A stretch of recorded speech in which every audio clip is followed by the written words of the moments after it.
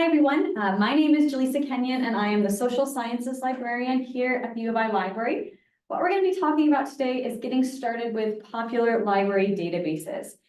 What we're going to focus on is I'm going to show you how to kind of identify the relevant databases for different subject areas and for your specific subject areas based on what you entered in the registration form.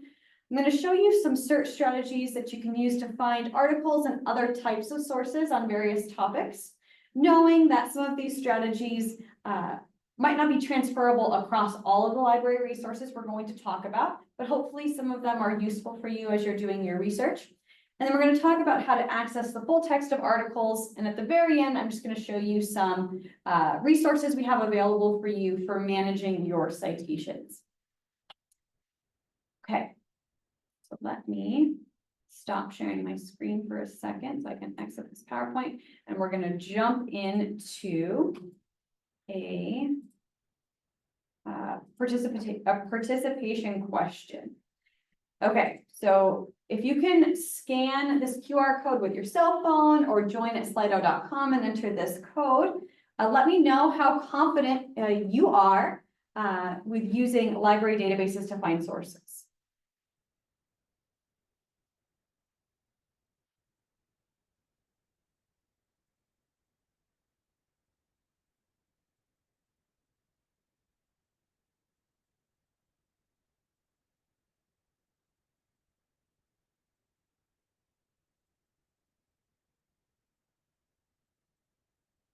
Okay, so we're seeing basic knowledge, some solid background. That's great. Just a couple more seconds if you want to participate.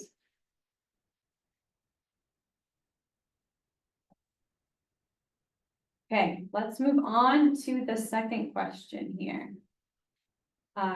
What challenges have you encountered when using library databases?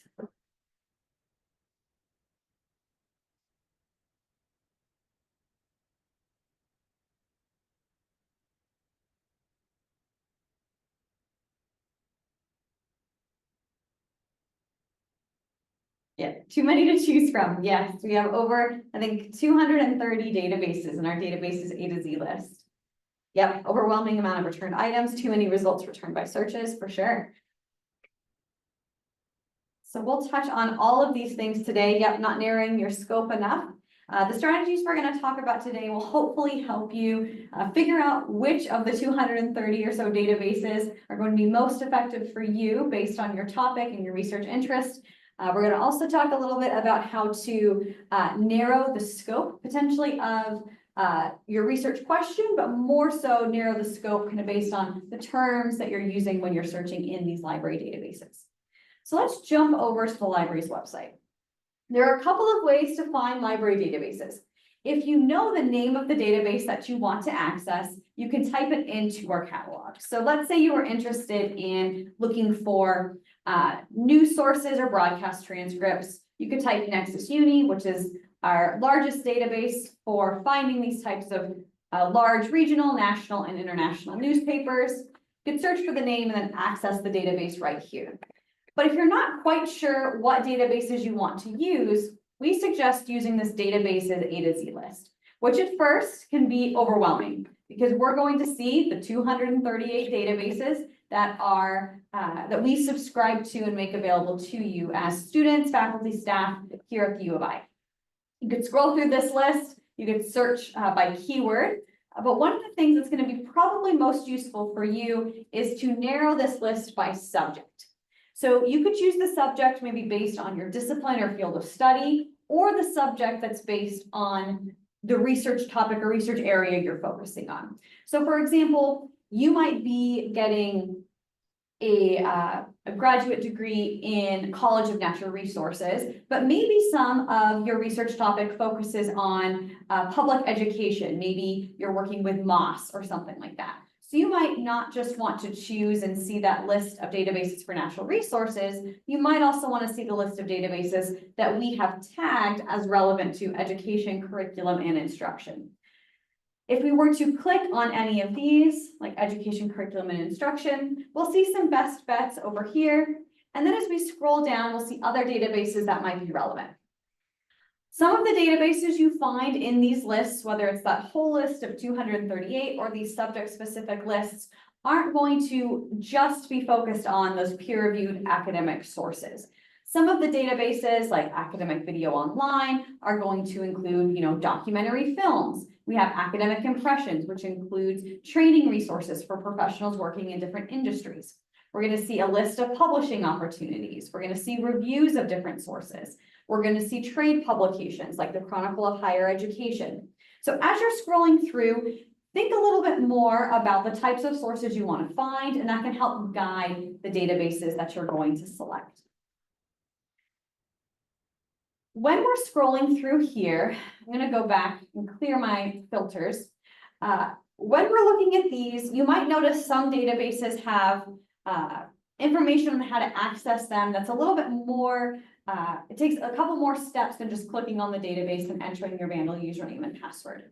The majority of databases here, you're going to click, enter your Vandal username and password, and be able to access all of the content that's available within those.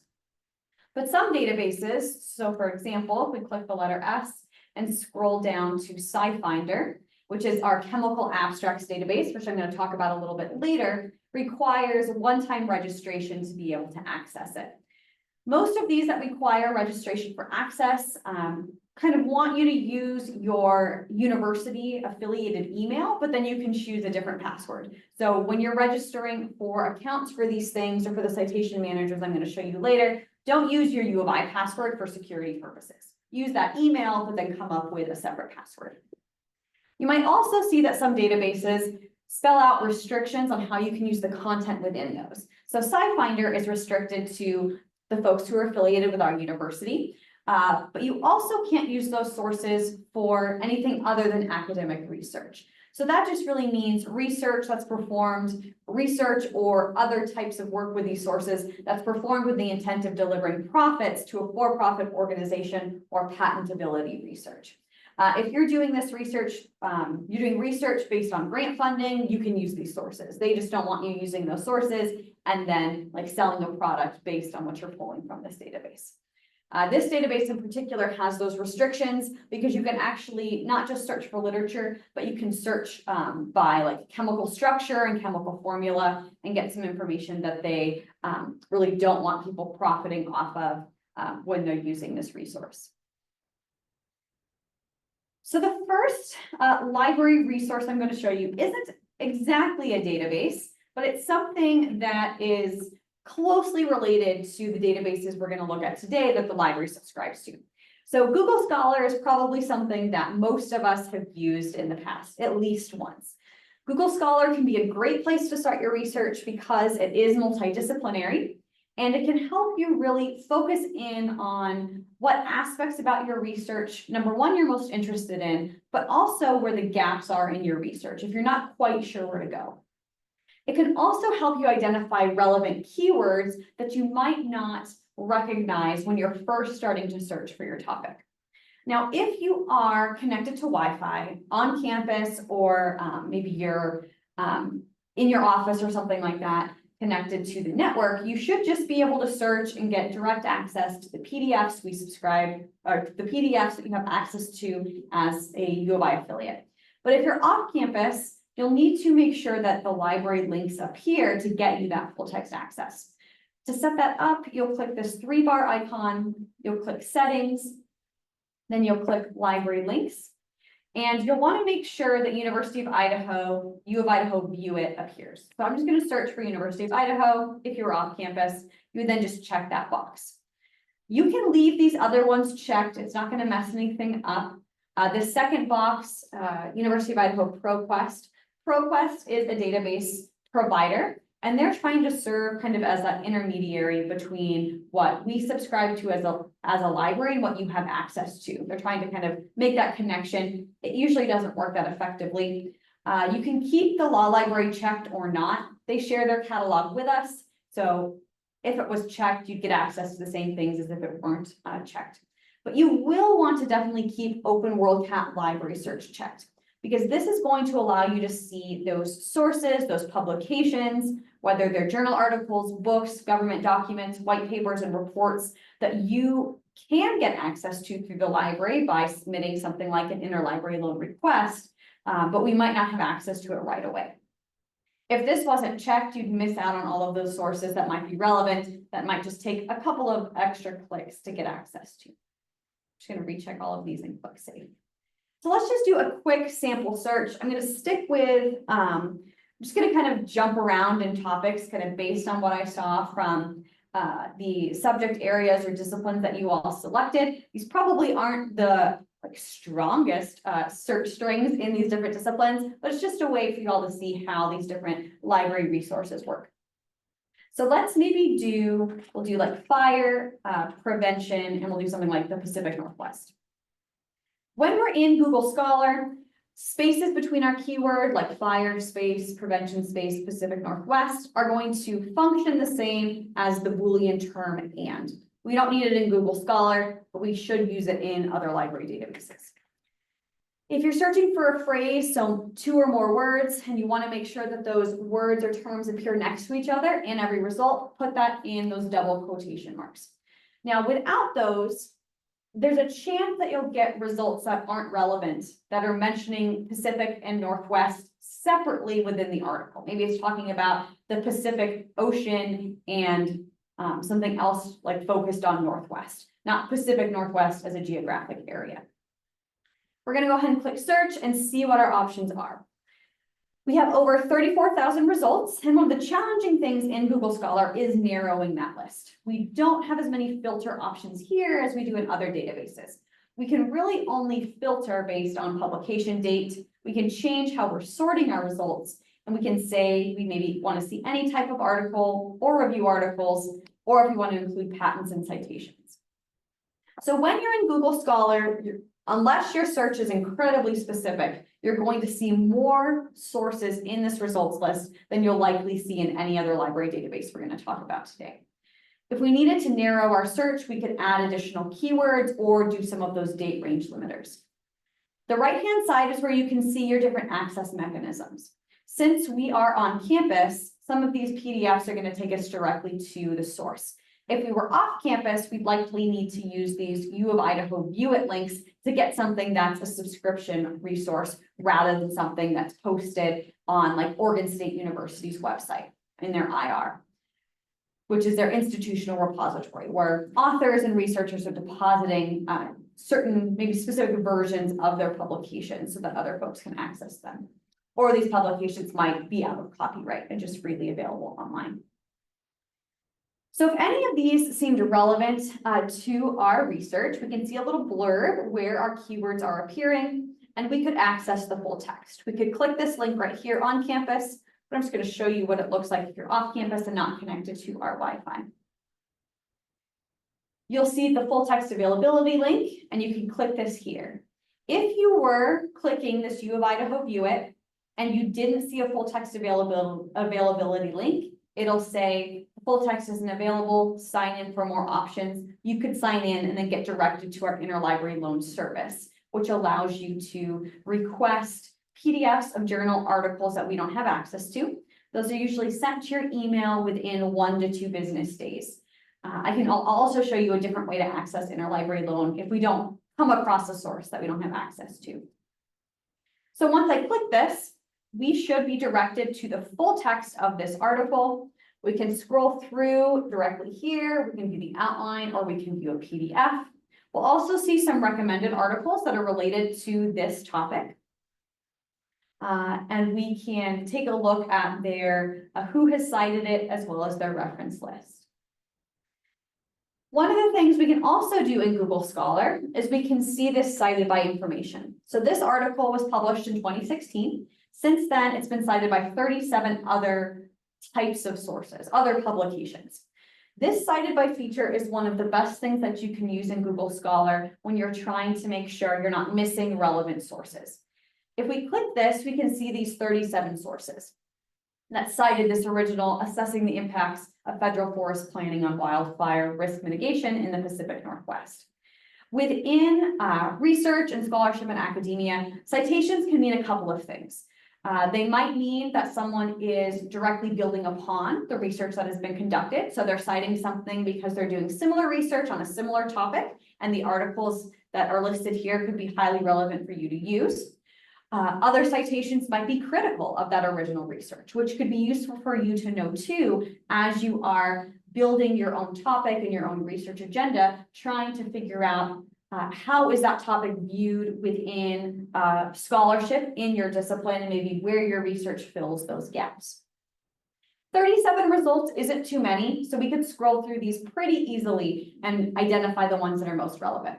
But if we needed to, we could click this search within citing articles box and add in additional keywords to help us find what we're looking for. So let's say we're really focused on those articles that are about the Pacific Northwest. So if we search within citing articles for that phrase, even though that phrase was included in that original article title, it's going to reorder our results based on the frequency of that phrase appearing in those articles. So those articles that appear higher in this list now are mentioning Pacific Northwest more often than those that appear lower in the list. So this can just help you prioritize that list of cited by sources, especially if you have, 100 or more than that, more sources than that appearing in that cited by list. Now, let's say this article, assessing the impacts of federal forest planning on risk mitigation, is kind of a key article within your research, and you want to know how it's being used. You can create a citation alert so that when newer articles cite this one in their reference list, you'll get an email. So you won't have to keep doing the search again and again. It will alert you when other sources cite this article that may be incredibly relevant to your work. When we are on a page like this, where we have all of our results, we can also create a search alert. So if new publications are authored that would appear in this results list because they include the keywords that we used, you would also get an alert when that happens. This can be a way, as you're thinking of like an in-depth research project like your thesis or dissertation, to help you make sure you're not missing anything without having to keep going back to Google Scholar and doing additional searches. Any questions about Google Scholar before we move on to another database?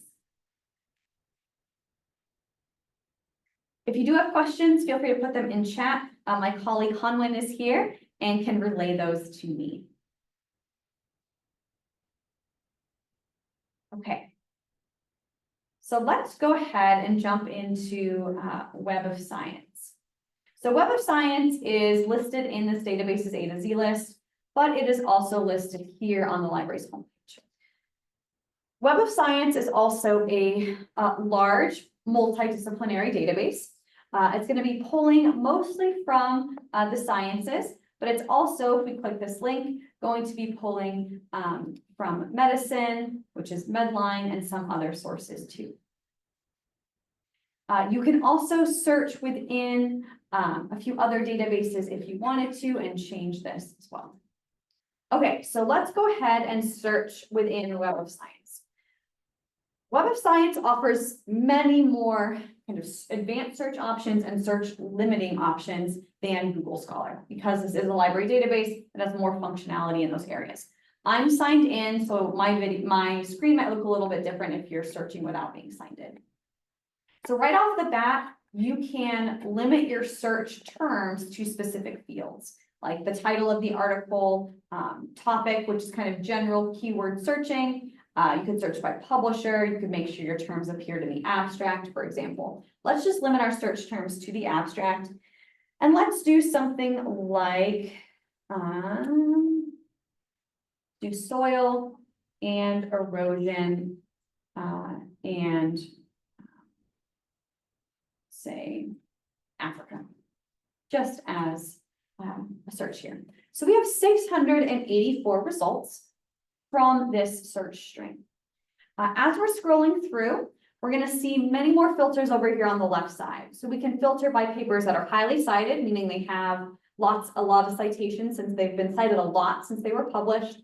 We can look at review articles. We could look at articles that are early access. Maybe they haven't been published just yet, but they're almost there.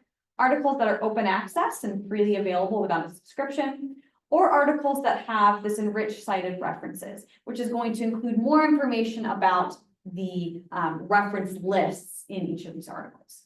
We can also limit by publication year, document type, authors, and other categories over here as well. Now, most of the sources that you find in Web of Science likely will not have the PDF in here. This isn't a database that's going to have the full text right here. But as we can see here, there's a couple of different mechanisms to access this first article. There's one version that's in the article's repository, or repository, likely the institutional repository for the author, or you can get the full text at the publisher. You can also click this U of Idaho link, which should direct you to that source as well. So we can click on that. It's going to take us through the library catalog, check if we have access. Again, in this case, we do. And we could read this article, download the PDF, check their citations, all of that good stuff. If we were to click on this article, we're going to see a bit more information. We'll see all of the authors and all of this metadata or data about the article. In contrast to Google Scholar, instead of just getting a tiny little snippet, we're actually going to see the abstract, which is probably going to be more effective for you all in determining whether this article is relevant to your research, rather than just seeing the title in a snippet. But again, we're seeing fewer results here than we would in Google Scholar. But we can see where keywords are appearing. We can see the keywords the author has supplied, as well as the keywords that Web of Science has identified as important for understanding this article. When we're in library databases like Web of Science, ProQuest Dissertations and Theses, Academic Search Premier, things like that, you're going to see these database-specific keywords. They might be called keywords plus, subject headings, subjects, lots of different terms. But what these mean and why these are valuable is because they're going to allow you to form connections between research that is focused on those topics. So we have things like vegetation coverage. If we were to add vegetation coverage to our search results, we'd see all of those articles that include that database-specific keyword, creating linkages between that research. We can also click on any of these keywords, like maybe water erosion. I'm going to open it in a new tab. And it's going to show us all of the results in Web of Science that have that keyword attached, telling us that this article or some aspect about this research in each of these 1,400 results is focused on water erosion. Looking at these keywords, keywords plus, the subjects, and thinking about whether to include those in your search strings, those words that we searched at the very top here, in Google Scholar and in Web of Science, can help you make sure you're not missing things that are relevant. So if we were to go back here, we could do something like, I'm going to edit my search up here. Instead of soil and erosion, maybe I'm going to say soil and erosion, because I don't want to get too specific, but I could say or water erosion. When we are searching in a database, Google Scholar as well, but mostly library databases, if we put or in all capital letters between a keyword or a phrase, and then do a parenthesis before that chunk of text and a parenthesis after, it's going to tell the database that either term has to appear in every result. So this search string in Web of Science is saying every result has to mention soil and erosion or water erosion as a phrase and Africa somewhere in the abstract. So when we do this search, it didn't change it too much, likely because most of these results are already mentioning erosion, but it can be helpful if you aren't finding exactly what you're looking for to add in that or phrase or that or Boolean term and expand your search a little bit. One of the benefits of Web of Science is the information that's included on the right side of each article. So we can see their reference lists, but we can also see that citation information. The 6 citations means it's been cited 6 times. It functions the same way as Google Scholar. But because Web of Science and Google Scholar are pulling information from different places, the cited by numbers might be slightly different. So just keep that in mind as you're looking at Web of Science versus Google Scholar. We can click on any of these and see that list. And if we were to click and see that reference list, this can also be helpful too. So those cited by links in Google Scholar and then the citation links here in Web of Science are allowing us to jump forward in the coverage of a topic within a specific discipline or a specific research area. The reference lists or bibliographies allow us to go back in time and see earlier research that informed specific articles. So when you're developing your research question, be sure to not just jump forward and see how something's been cited. Look at the references that they're using, because that can make sure that you're finding the relevant research and the really impactful research that helped your discipline, excuse me, develop this research area or this research topic. Web of Science also lets you create search alerts. When we're here and I'm signed in, you do have to create a separate account. You can create an alert for a specific search if you choose to, right here, create alert. But you can also, if you click on any of these articles, create a citation alert, similar to how we did that in Google Scholar. Now in Google Scholar, we were able to do these alerts without having an account, which is great. The benefit, if you do have a Google account and signing in before you create those alerts, is you can edit them if you needed to. Without the account in Google Scholar, you can just cancel your alerts or end them. You can't edit them unless you're signed in to your account. Another benefit of Web of Science, which I'm going to show you right now, which is less related to database searching, but it helps you potentially take your research and match it to relevant journals. This feature is available under Master Journal List. So if you click Products over here at the top right on my screen and click Master Journal List, you'll be able to use this Match Manuscript feature. Didn't remember that I was logged in, so let me do that. Maybe it did. Let's see. Okay, it did remember now.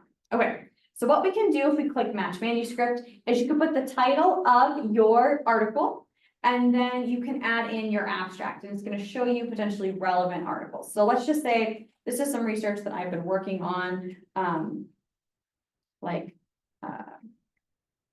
cost efficiency of open access publishing funds at academic libraries.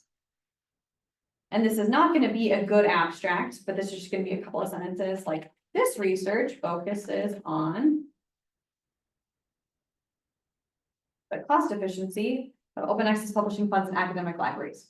So as you're doing this, the quality of the matches it's going to show you is going to be based on, how much information is in that abstract. So right now, it's probably not going to be super great because it's just one sentence. But if I click Find Journals, we'll see some options that could be relevant. So we have the Journal of Academic Librarianship, Journal of Scholarly Publishing, Journal of Librarianship and Information Science. We can view the profile pages for any of these journals, learn a little bit more about them, and potentially identify places where we can publish our research. Now, keep in mind that what you're seeing in this list is not going to be every journal that's available for you to publish in. It's going to be those journals that are indexed within Web of Science. So if something is a new journal and hasn't been indexed here, it won't include in this list. It won't be included in this list. So just keep that in mind, that this is going to show you a subset of the journals that might be relevant places for you to publish your research. It can be a good place to start, but you want to limit yourself just to what you see in this list. Any questions about Web of Science and some of its features?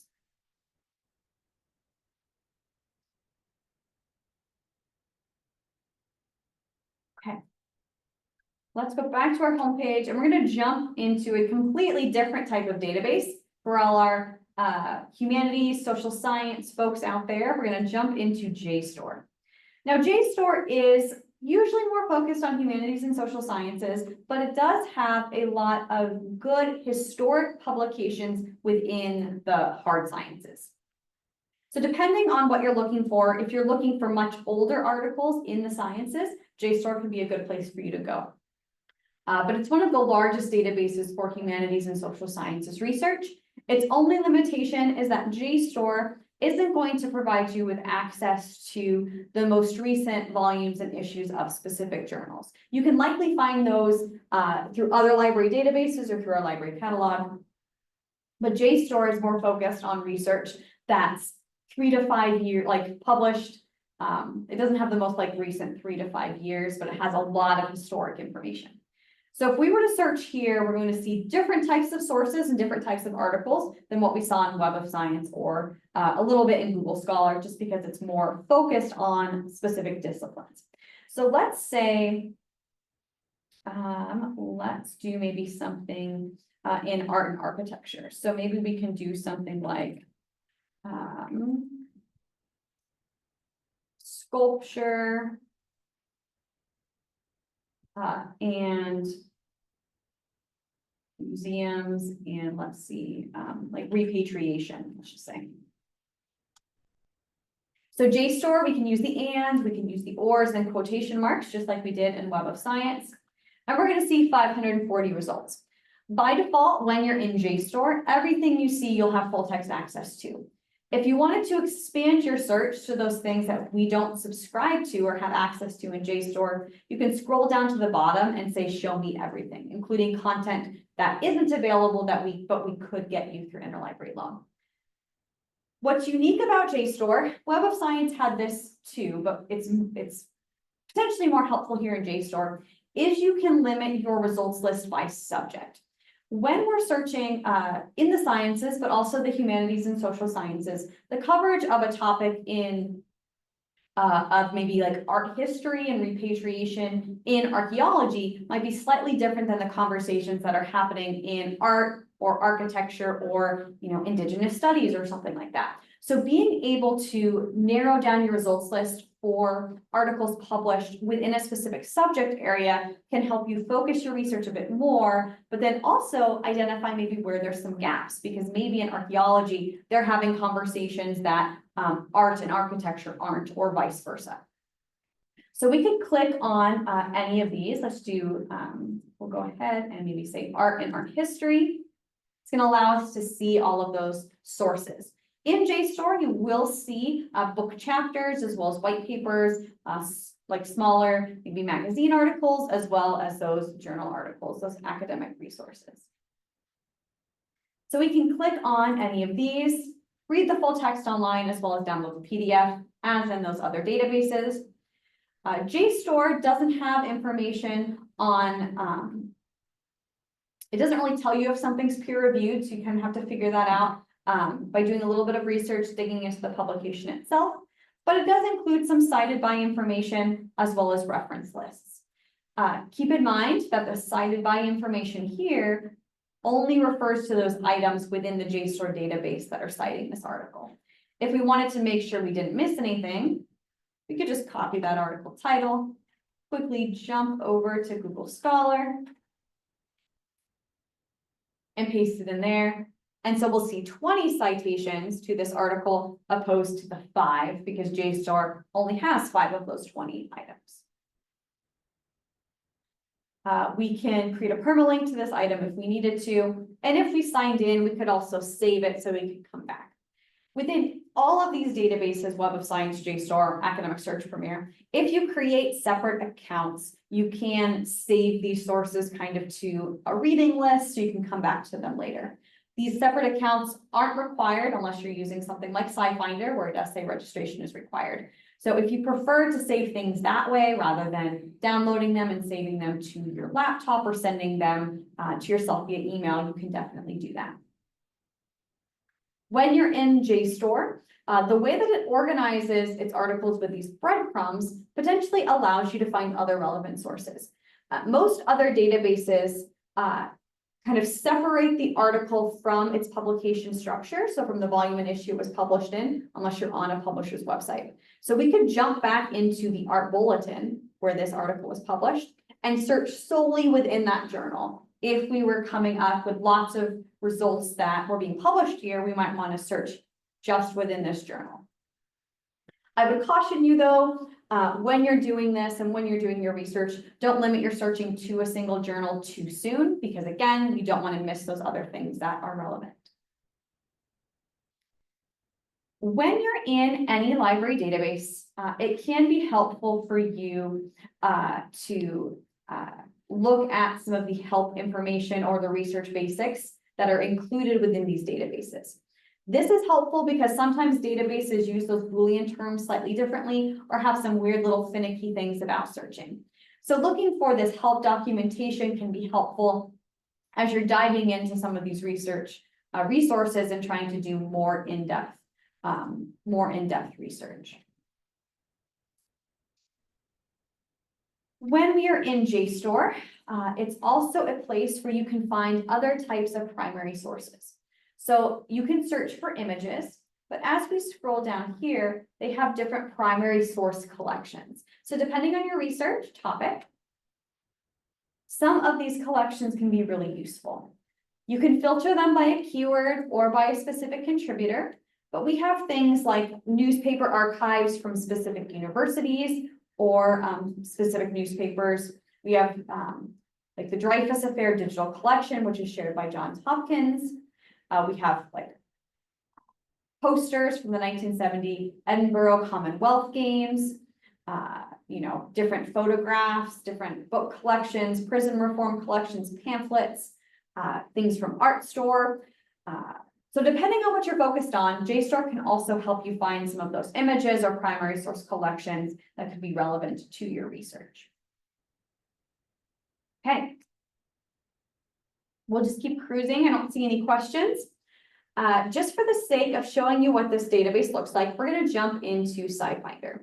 So I already created an account this morning, so I can go ahead and access it. And again, before you use it, you do need to create that account. SciFinder is a really cool database. It provides access to the chemical abstracts from 1907 to present, but it also allows you to search by chemical structure, chemical formula, this CAS registry number, as well as patent number. So if you're doing research within chemistry, this is going to be your go-to place to find sources. Up here at the top, you can kind of limit the types of sources you're going to find. So all is going to show you substances, reactions, references, which are going to be those articles or suppliers. You can also do some more in-depth research down here. And you can even, I'm not going to do this because I am not a chemist, but you can draw chemical structures and search for results that include that specific structure. But what I'm going to do is just search for a topic right here. I'm going to say bisphenol A, which is a type of chemical. So when I search for this, over here on the left-hand side, we're seeing the chemical properties and the chemical structure.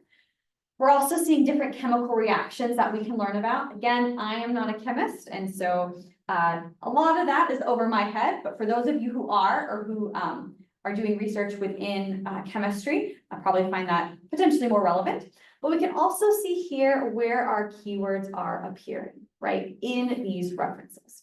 So we can click on any of these and get more information. We can read the article and read the full text. We can also add additional search terms. So maybe I'm really interested in this chemical appearing within like food storage or something like that. So if I say food, we can see what this looks like if this changes our results. So it decreased our results to 2,600, and now we're seeing results that are talking about the specific chemical appearing in foods. We could again click on these and read any of these articles as the full text. And then we have some more information over here too. So we have some information on concepts, substances, and citing documents. We can create similar alerts. If we click this substance button, we can see the substances that are being discussed here. Once this page loads, learn a little bit more about them and potentially find other relevant references, reactions, or suppliers based on those that are most relevant to us. We can also create a citation map. Citation maps are really cool, and they allow you to visualize where a specific article kind of fits within a discipline or within a research topic. So as we're looking here, this is the article we started with. We can see other sources that are citing it, and we can keep clicking on these and kind of creating a map or expanding citations from those as well. So this is this list of references, and then over here on the right side are the sources that have cited this one. So a citation map is just a visual way of seeing the history that informed a specific article, and then the more recent research that's building upon that article. But the nice thing about a citation map is you can kind of click and kind of continue to expand from that in a little bit of a different way than just continuing to click those cited by links. Okay. If you have additional questions about something like SciFinder or Web of Science or JSTOR, now's a good time for me to show you how to get in touch with our subject librarians. Each college has a subject librarian or multiple subject librarians who are able to provide you with research assistance. These folks, like me, can meet with you in person, we can meet with you via Zoom, or work with you via email and help you with your research. So you can come to us at the very beginning and say, this is the topic I'm thinking about. You know, how might I be able to search for it effectively? What databases can I use? What keywords can I use? What other resources might I not be thinking about, like government documents or data on my topic, or white papers or things created by non-governmental or intergovernmental organizations. The subject librarian folks can help you with that and help you make sure you're accessing and finding the sources that are relevant to you. If you click Ask Us from our homepage and then click this Meet button, you'll see a list of all of our subject librarians organized by college. You can also select the college here. So if you wanted help with SciFinder, Norman Lee is going to be your subject librarian since he works with the College of Science and the College of Engineering. So one of his subject departments is chemistry. You could email Norm directly, or you could click Request a Meeting and fill out this form. And he will usually, the subject librarians usually get back to you within 1 to 2 business days, depending on the time of the year. So feel free, please reach out to us. We love meeting with students and helping you with your research.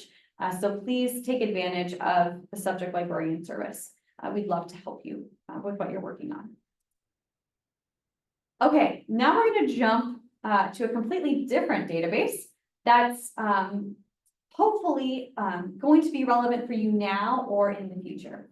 It's under the letter D, and it is Dissertations and Theses Full Text.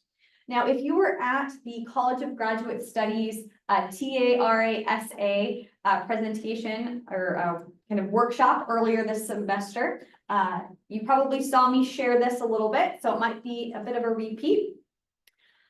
But this database is incredibly valuable because it allows you to find dissertations and theses published by former U of I students as well as former graduate students around the US and across the world. Dissertations and theses can be valuable for multiple reasons. If you're looking for those theses and dissertations published by folks who've graduated from the U of I, you can kind of look at the format and the structure for how they organize their theses and dissertations within a specific department or graduate program. But they can also, if you expand past the U of I, help you identify other researchers who are doing work similar to your own, potentially get more information about the methods that you can use for your research, as well as identify other sources.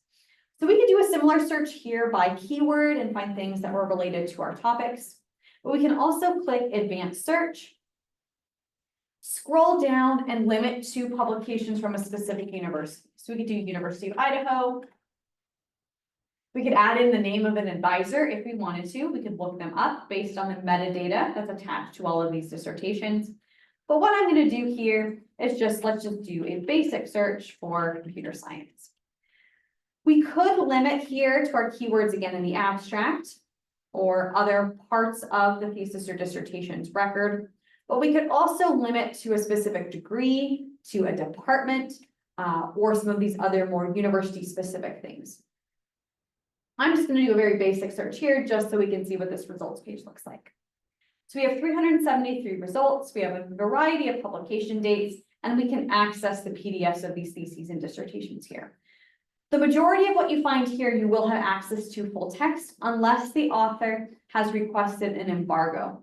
Authors, graduate students may request and be granted embargoes if their research is maybe patentable, if they're trying to create a product, or if they are having their research published elsewhere, maybe in a journal article, in a book, in a compilation. Their thesis might be embargoed for a set number of years until that publication has had enough time to potentially generate revenue. But most of what you find here will be available as full text. And you can identify those that are relevant to your research and potentially to a department or to the University of Idaho. Now, if we were to remove U of I, we're going to have way more than 373 results, right? 358,000 that mention computer science somewhere. So if you're searching and not limiting by a specific university or advisor or department, you might want to make sure that your keywords are more specific, you have a longer search string, or you're limiting your keywords to something like the abstract or the title to make sure that the results list is more manageable.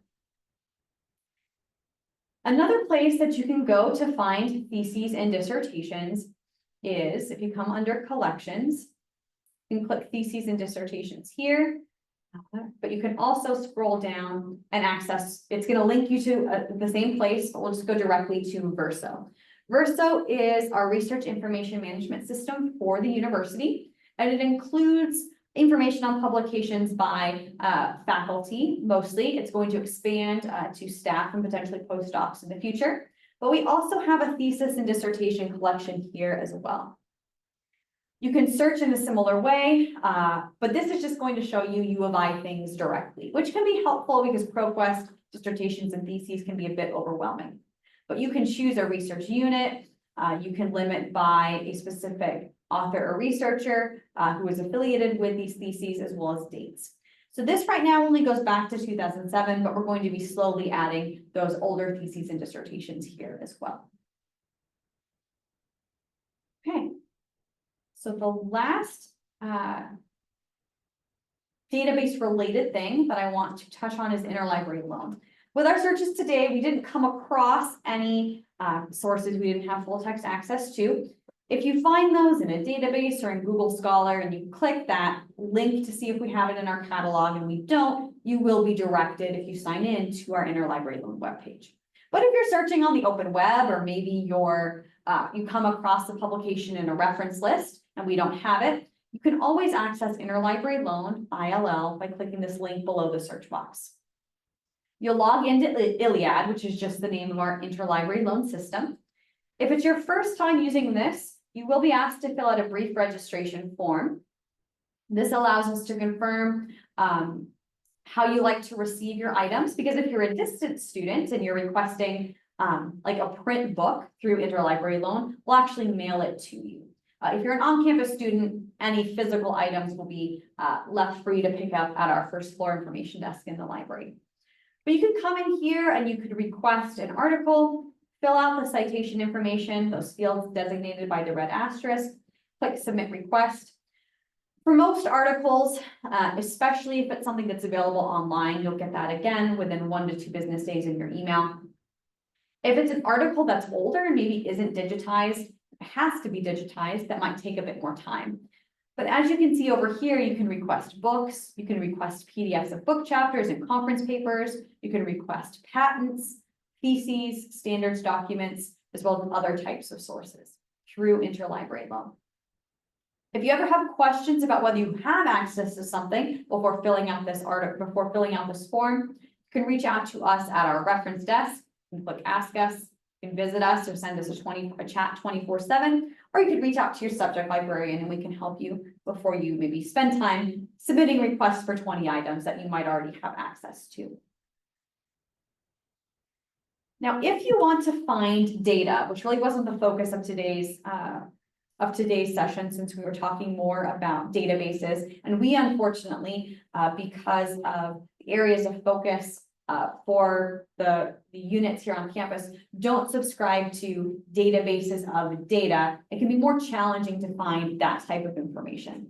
I would recommend, if you are looking for data sources that you can manipulate or that you can cite in your research to maybe further bolster your arguments or just expand what you're looking at, to maybe create comparisons between your data you collected and prior research data, reach out to your subject librarian. They can help you identify data that's available.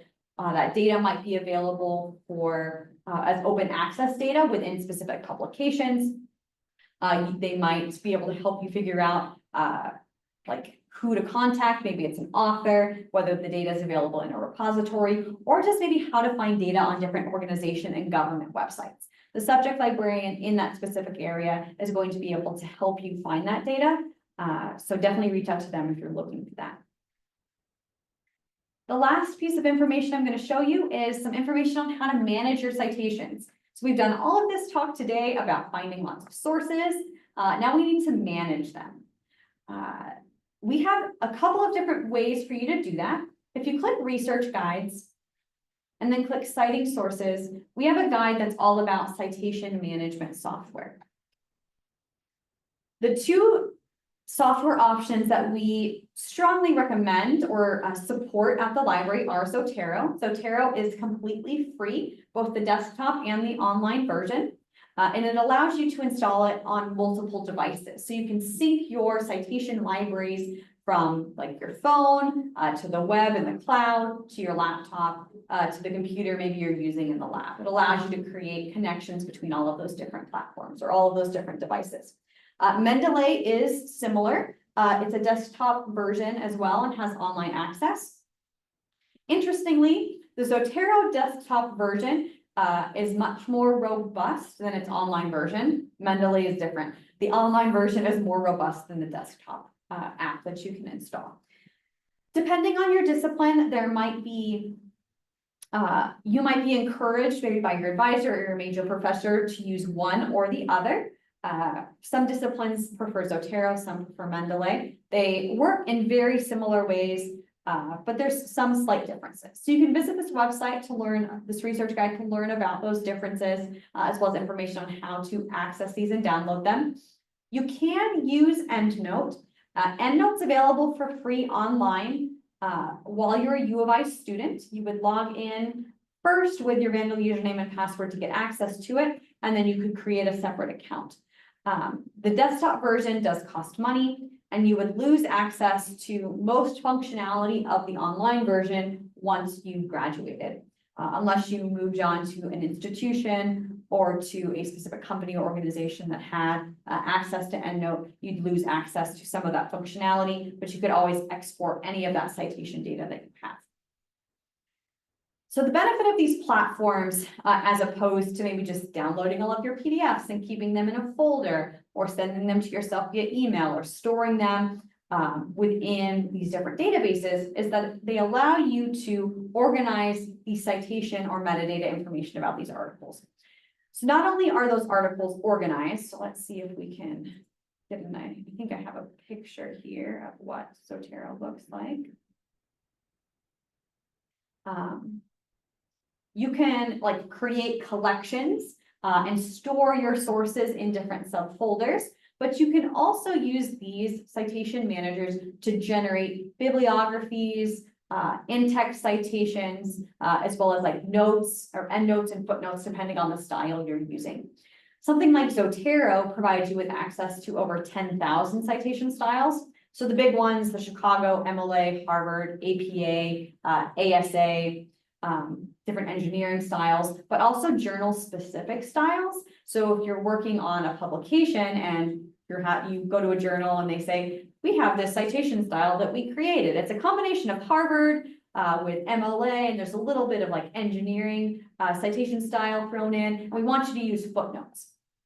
Zotero likely has the information on how to cite the sources for that journal. So you could create, or you could click and select that journal style, and then any bibliographies that you create or in-text citations will match the requirements for that journal.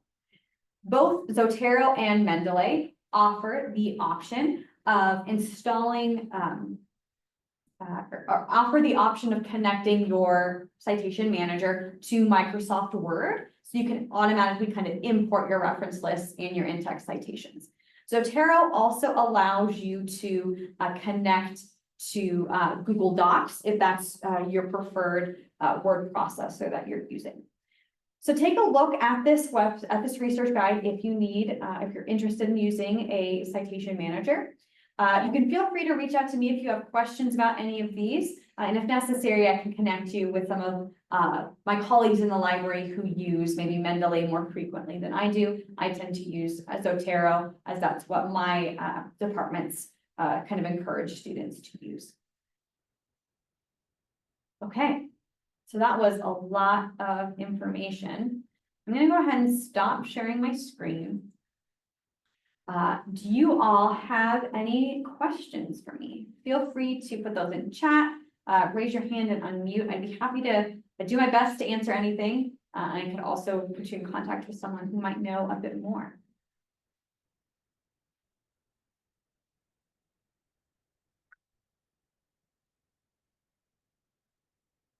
Okay, if there's no questions, Hanwen has a link that he's going to put in the chat. That's going to allow you to share your feedback on today's session, as well as tell us a little bit more about some of what you want to see in the future, because we do have other sessions coming up. So we have some prior sessions that you can access through the library, things on like Excel and PowerPoint, planning and organizing lit reviews, creating posters was something we did this semester, OER and graduate students, and many more. And we have 2 more graduate student essentials workshops coming up this fall. We have Let's Start from the Beginning, teaching with primary sources and special collections. That's going to be a great option if you work as a TA. Primary sources and special collections aren't just limited to the humanities and social sciences. They can be incredibly helpful for the sciences as well. Here at the U of I, our special collections is not just focused on U of I history. It also includes substantial coverage in mining and logging and natural resources and agriculture. And so these resources can be really helpful for you if you're a TA, but it might also be helpful for you to attend and just learn a little bit more about what we have because it might be relevant for your research. And then the last session we have is making data management easier. If you are doing research, whether or not you have a requirement from a grant agency to have a data management plan, creating a data management plan for qualitative or quantitative research is going to help you make sure that your research is sound and that you can continue to work on it and share it with others. Okay, was there a question? Yeah, we received one question in chat asking if we are available by chat 24/7. Yes, so our 24/7 chat from Monday through Friday, 10 a.m. to 4 p.m. chat is staffed by U of I librarians. So it's staffed by me, by Hanwen, and by some of our other librarians. Outside of those hours, you would be connected to academic librarians at colleges and universities in the US based on the time zone, or in the UK or Australia. And so if you were to chat at 7 p.m. our time, you'd probably be connected to a librarian in the UK or in Australia. They could likely help you answer your question. And if not, if it's something that's specific to the U of I, they can't quite find the answer, they'll ask for your email address and they will submit a ticket, which will alert us that you need additional help, and we would get back to you that next business day. So the U of I reference librarians are available 10 to 4, but you have access to academic librarians 24/7, including holidays and weekends. Good question. Anything else? All right. Well, thank you everyone for attending. I really appreciate it. Please feel free to reach out to me, the subject librarians, or our reference desk if we can help you with anything.